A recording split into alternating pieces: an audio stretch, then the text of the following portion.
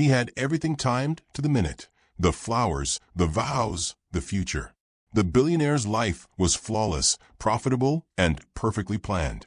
Then the elevator doors opened.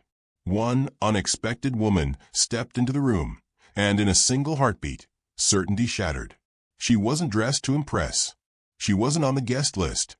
And she definitely wasn't supposed to matter. But the moment their eyes met, he knew. The woman he was about to marry suddenly felt like a beautiful mistake, and the woman who just walked in might cost him everything he thought he wanted. What happened next would change the wedding, the fortune, and the definition of love itself. Before going into this juicy details, don't forget to like and subscribe to the channel for more romantic stories. Elliot Carver had built his life the way he built companies, with precision, patience, and a fondness for clean lines. His penthouse overlooked the city like a promise kept, all glass and morning light. On the day he was meant to finalize his engagement, the sun arrived early, spilling gold across the marble floors as if congratulating him. He took that as a good sign. The engagement brunch was scheduled for noon. His fiancée, Celeste Whitmore, favored tasteful venues and well-curated moments. They suited each other on paper. She was charming, impeccably dressed, and understood the rhythms of public life. Their families approved. Investors smiled. Magazines waited. Elliot adjusted his cufflinks and told himself that affection grew with time. He believed that. He had always believed that. Downstairs, the florist arrived with white peonies, Celeste's favorite. The caterer set out delicate pastries. Elliot's assistant reviewed a checklist with quiet efficiency. Everything was in order. Everything except the small, persistent feeling that something important was missing.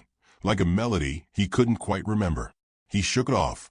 Feelings were unreliable. Commitment was not. At 11:45, the elevator chimed.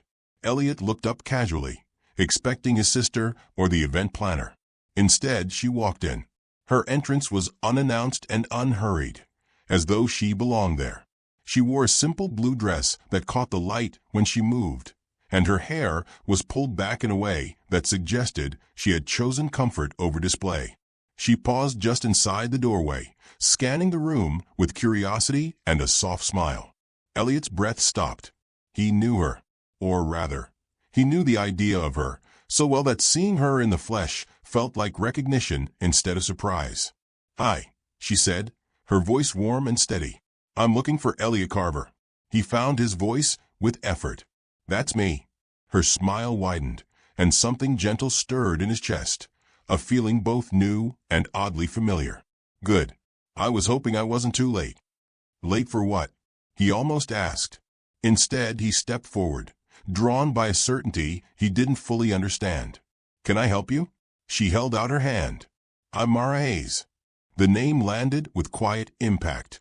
Mara Hayes was the architect who had designed the Community Arts Center his foundation funded years ago. He had admired her work from a distance, impressed by the way she designed spaces meant for people to linger, to talk, to feel welcome. They had exchanged emails. Once a brief phone call. He remembered her laughter then, easy and bright.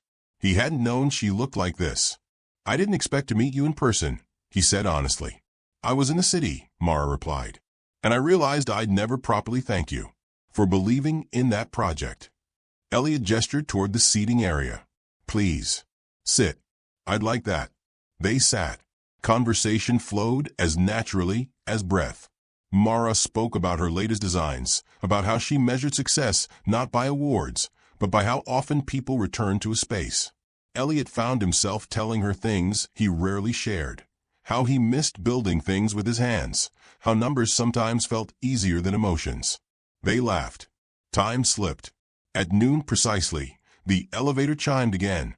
Celeste stepped out, radiant in cream silk, her presence polished and confident. She stopped when she saw Mara, her gaze flicking from the unfamiliar woman to Elliot, who had risen too quickly from his chair. "Am I interrupting?" Celeste asked, her tone pleasant. Elliot opened his mouth, closed it, opened it again. "Celeste, this is Mara Hayes. She designed the Art Center." Mara stood, offering her hand. "It's nice to meet you." Celeste accepted the handshake with practiced grace. "Of course. I love that building. The air shifted, not with tension, but with awareness. Elliot felt it keenly. Two worlds, both perfectly composed, suddenly overlapping. Celeste glanced at her watch. Shall we begin? Everyone will be arriving soon. Elliot nodded, though his attention drifted back to Mara. She was watching him now, her expression thoughtful, as if she sensed something had changed without knowing what. I should go, Mara said quietly. I didn't mean to intrude. You didn't, Elliot said too quickly. Would you stay? At least for a little while. Celeste's eyebrow lifted almost imperceptibly. Mara hesitated, then smiled. All right, for a little while. Brunch unfolded with polite conversation and soft music. Elliot found himself acutely aware of Mara's presence across the table, the way her eyes lit when someone spoke about art or travel.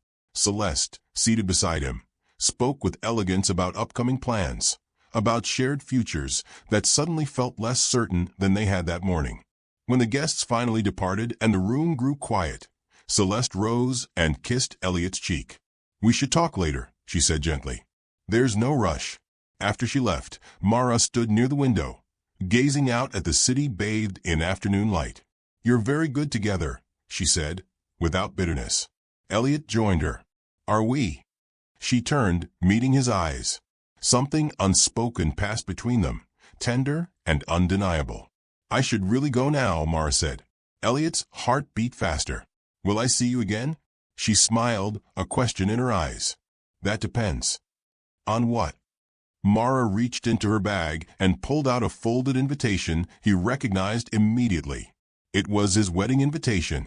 I found this in my mail by mistake, she said softly. And now I'm wondering if it was a mistake at all.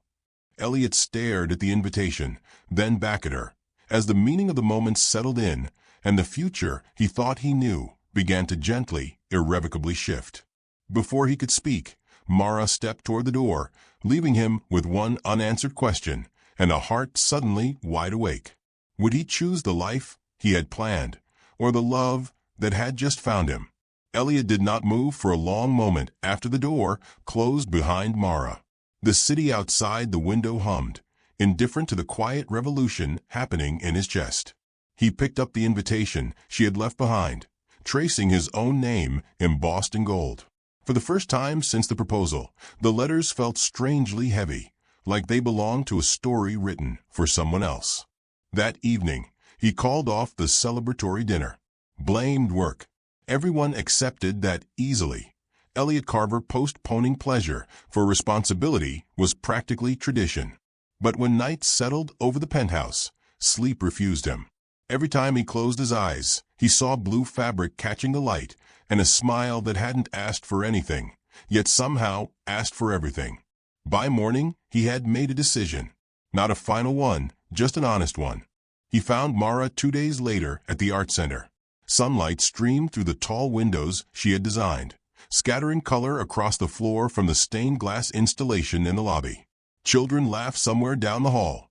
The place felt alive in a way his penthouse never had. Mara was crouched beside a display, adjusting a plaque. She looked up when she sensed him, surprise flickering into something warmer. You came, she said. I hoped you'd be here. She stood, brushing dust from her hands. How did you find me?